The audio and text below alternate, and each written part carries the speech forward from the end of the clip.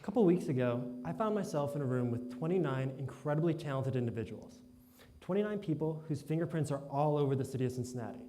And then myself, this 24-year-old just beginning my career here. To be honest, I found myself questioning whether I'd even push the right button on the elevator on my way up. But thankfully I did, because what followed was a question that has stayed with me since then. This question was, what gives you hope? And my answer was, what gives me hope is the vast potential Cincinnati has of becoming a world-class city, because we already have a tremendous amount of world-class assets.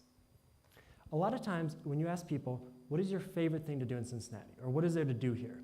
They give you pathetic excuses for an answer, or they'll say there's absolutely nothing to do here. And in my case, they'll turn the question around and ask, well, why did you even bother to stay in the first place? Because I did decide to stay. When I graduated from Xavier University, I decided to stay here, despite many of my friends moving away. So unfortunately, I've heard this all too often.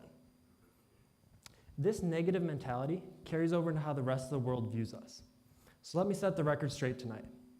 We are not a backwater Midwestern city. We are not a city living 10 years in the past. And we are not a boring place to live. Tonight, I want to talk to you about two topics that are seemingly unconnected. On one hand, community development. But on the other, tourism. Together, though, they are the key to unlocking Cincinnati and growing it into an national and international destination. So what do you say? Let's get started with community development. Cincinnati has 52 unique neighborhoods, and in these neighborhoods, we have 32 business districts. We must build up each one of these to celebrate that which makes them special and successful. That's what community development does. It's the physical bricks and mortar redevelopment of a neighborhood. It's the group that wakes up every morning thinking, how do we make this neighborhood someplace that people want to come back to again? CDCs usually come into existence when the private market has walked out on a neighborhood, giving it up for dead. They work to reverse that trend, making it a destination again, making it a place people want to come to. I'm fortunate because I work with both the macro and the micro perspective of community development. I'm going to talk about the macro perspective a little bit later, but right now I want to focus on this micro perspective. I work in the tiny overlooked neighborhood of Sedamsville, located on the west side of Cincinnati. It's so overlooked, in fact, that more people know where my hometown of St. Joseph, Michigan is, located right here on my handy dandy little map, because you guys have probably all seen this before, right? Then where Sedamsville is, wherever it pops up, right down the street. It won't even take us 6 hours to walk to Sedamsville from here. And it's a shame, because Sedamsville is actually rich in history. Most people know it as the place where Pete Rose learned to play baseball. In fact, I believe it was his birthday today. But it's also once the wine capital of the United States. So it's got really cool things. But unfortunately, it's been on the decline lately. I'm not going to lie. Working in community development can be heartbreaking at times, especially when you see just how far downhill a neighborhood's gone. In Sedamsville's case, old historic buildings are abandoned and boarded up. Our beautiful church, that was once the backbone of our neighborhood, hasn't been occupied in over 30 years. And our schoolhouse on the hill, that is a beacon for anyone coming east into Cincinnati, is now considered a hazard. And worst of all, our business district that kept the neighborhood alive for so long is long gone, washed away by the flood of 1937 and killed by the expansion of River Road. And of the people who live in the neighborhood, many of whom who've lived there for generations, a good number do have quality housing, which is great, because others in the neighborhood don't even have access to running water. It's really heartbreaking. Now, it's easy when you drive through a neighborhood to say it's beyond salvaging. It's easy to say it's just another victim of highway expansion or whatever else you want to blame its decline on. It's easy to give the neighborhood up for dead. But in Sedamsville's case, it's not. Sedamsville is alive and slowly becoming a destination again. Now, I'm not going to be bold enough to say it is a destination, but we're making small steps to making that happen. In just 1 year's time that we've been on the ground, we've actually been able to give some hope back to the neighborhood. This building that you see right here, that green stuff that the blue arrow is pointing to is grass and vines crawling up along the house. It's not trees that I thought it was when I first showed up. In 1 year's time, we've been able to actually clear that out and just put it in a dumpster and get out of there that was donated to us. Actually, I'm going to go off script here. I'm going to tell you guys a quick story. When we got all that stuff out of there, I learned the hard way that you don't leave dumpsters unattended overnight, because you guys probably already can see where this is going, right? I came back the next day and Rumpke was there and told me they wouldn't take the dumpster because someone had left me presents. Enough presents to fill it all the way up to the top. These presents were tires, by the way. And do you have any idea how many tires it takes to fill a dumpster? It's well north of 100. Also, do you know how you get tires out when Rumpke won't take it? This guy climbs in there and pulls them out. Yeah. Oh, and Murphy's Law, by the way, says anything that will go wrong can go wrong. And so in this case, it rained the night before. You guys see where the connection?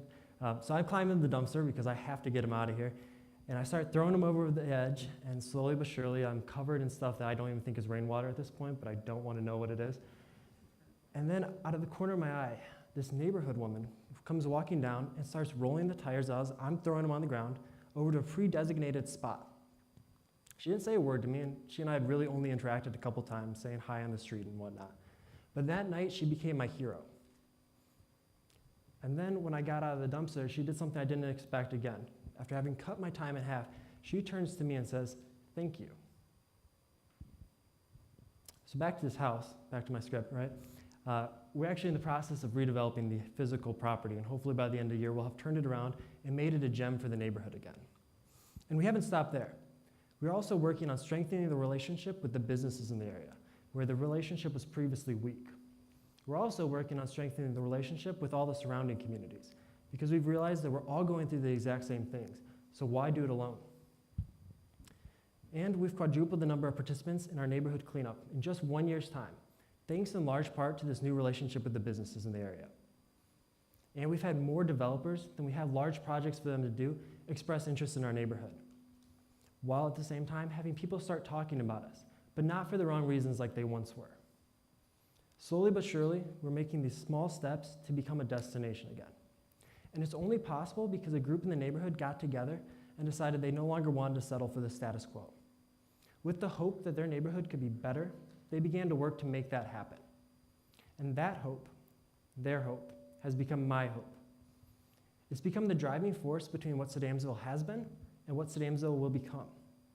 And I know we will become a destination again. I know this because I've seen it happen. I've seen it in Over the Rhine, where 34 years of hard work and planning have resulted in the last 10 years of improvements and development. I know this will happen because I see it right now in Walnut Hills, where decades of planning and preparation have finally led to them breaking ground in the last few months on their Treveran Flats project that will begin the redevelopment and revitalization of their business district, soon to make them the next example of Over the Rhine. I see it happening. I know it'll happen because I see it happening in Madisonville, at the corner of Madison and Wetzel right here, where after years of planning, soon developers are already on their way to turn it into the new Hyde Park or Oakley. This is what it will look like. And I know it will happen because I see it right now in Avondale, where they finished their first housing development that you see here just last year. But they have a new business district and countless more homes on the way. And the list goes on and on and on. College Hill, Camp Washington, Evanston, Northside, Price Hill, East and West. Each one of them began the same way as Sedamsville, but they've slowly become a place that tourists want to come back to, which brings me to tourism. Growing up, I didn't go on very many vacations. So when I did, I always wanted to find some sort of souvenir like these right next to me that I brought from my collection. Actually, I'm not gonna lie to you guys, this is my entire collection, because like I said, I didn't go on many vacations. You can't see it, but we got a little church down here. When I moved to Cincinnati 7 years ago, it was my goal to find that Cincinnati thing I could bring home with me and show my friends back in Michigan. And despite looking high and low, I couldn't find anything. This gap between where cities thrive in tourism and us fascinates me. So I did what anyone would do, or I assumed, which was I decided to compare Cincinnati to 10 other cities that you see on this map right here. It includes San Francisco and Cleveland, Washington, D.C., Philadelphia, just to name a few of them. And what I found shocked me. Did you know that of all these little stars up there, we are the second most visited city? But we have the third lowest revenue per person coming in. Isn't that crazy? Let me put that in perspective. San Francisco brings in 6 million less people than us every year, but they bring in twice as much total revenue. Now, I know you guys are probably thinking it's because because they have a higher cost of living, or they're on the West Coast, Best Coast, or they just have a higher name recognition. But then how do you explain Cleveland, really our comparative neighbor just north of us here? They too bring in 6 million less people than we do, but they bring in $3 billion more in total revenue every single year. To put that in comparison, Cincinnati only brings in $4 billion to begin with, which means Cleveland, of all places, almost doubles us. If we engaged at the level of San Francisco or Cleveland, how they're doing it already, we'd have an additional $6 to $8 billion coming into our economy each and every year. Could you imagine what that would do for our economy? Dream with me for a second. Most obviously, we'd have more jobs, cooler jobs even, because there would be a demand to support them. We would have more large-scale events, like the World Choir Games back in 2013 or 2012, or the Super Bowl, or the Final Four that just wrapped up, or, dare I say it, the Olympics, because people would want to come here. We'd have enough money to redevelop Sedamsville and the countless other neighborhoods like it, making them destinations again, repairing the historic homes that make Cincinnati so incredible in the first place, and doing countless other things that we can't even begin to imagine at this point. We'd have enough money to ensure that every child went to school, starting in preschool, getting a quality education along the way while having a full stomach the entire time.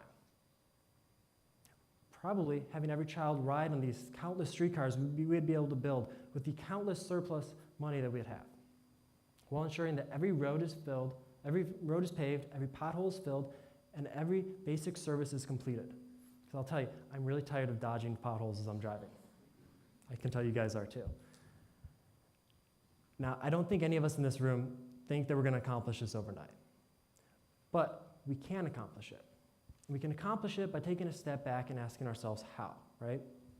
And it all goes back to building up neighborhoods like I started this with. It's a macro perspective I deal with every day. Once we build up neighborhoods, then we can bring tourists into the neighborhoods. It will work. Trust me, I have experience. When I first moved here, after doing my souvenir hunting, all my friends told me I had to go try Zips in Mount Lookout Square. So finally, after months of badgering, I decided to go. And as I'm walking up, I see Zips to my left, and I'm crossing at a crosswalk because I don't want to jaywalk, right? And right in front of me, this miracle occurs. This miracle was a board game store, which I'd never expected that to be a miracle in my life, but it was, because I've been procrastinating on my Christmas shopping. And my older sister loves board games. So much so, she actually called me on Saturday to tell me it was National Tabletop Day, so I had to play board games.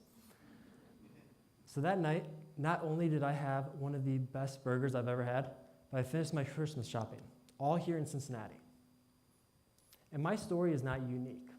We can show it time and time again that if you get tourists here into Cincinnati, not just for our large ticket items, the Reds, the Museum Center, or the zoo, but if you get them into our local business districts, our engagement goes up, and we tap into that revenue we're leaving on the table every year. Because this, my friends, is why tourism and community development are the key to unlocking Cincinnati and growing it into a national and international destination. Which brings me to my last point. It becomes all of our responsibility to do this.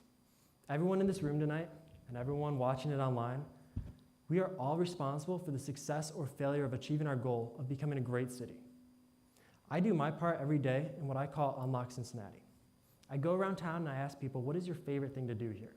And then whatever they say, whether it's serious like going to the Crew Tower or going midnight ziplining, or whether it's goofy like mowing their lawn, I have to go and do it. The only reason I haven't mowed this person's lawn yet is because they refuse to give me their address. So they're lost. And then after I've done it, I go and use social media. Facebook, Twitter, Instagram, all that expected stuff, using the hashtag #UnlockCincinnati. And now I'm blogging about it with WCPO. And I do this not just because I want to find really cool things to do on the weekend. I do this because I want other people to know about the really cool things to do here. Because we don't do a good job of telling people what's so awesome about our city. Now, I've outlined a lot of really broad goals for us tonight. There's no denying, if we engaged at Cleveland or San Francisco's levels, we'd be able to do a lot of incredible things right now. But let's take a step back, and let's set the bar lower. Let's increase our engagement by just $20 per person. Because really, what is $20, right? It's just another breakfast, lunch, or dinner at a local establishment.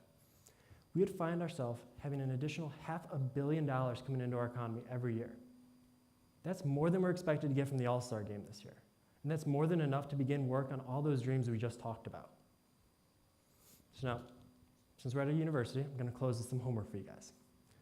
Take a second and think about what your favorite thing to do has been, in Cincinnati specifically. Whatever it is, big or small, goofy or serious, romantic or something you did in a group, file it away in the back of your mind. And the next time someone asks you, what is there to do in Cincinnati? Why should I even come? Pull it out and share it with them. Because if you share with them something you love about Cincinnati, they too will be able to find something they love about Cincinnati. And then before you know it, we'll already be engaging at the level of Cleveland or San Francisco. As for me, I decided to stay here because I had a hope that Cincinnati could become a great city. And the best part about it is I'm already seeing that start to happen. And one last thing, actually, I forgot to mention. Once you've done the cool things, I guess I don't have it, send me an email at favorites@unlockcincinnati.org so I can go do it too, because I need something to do on the weekends. Thank you.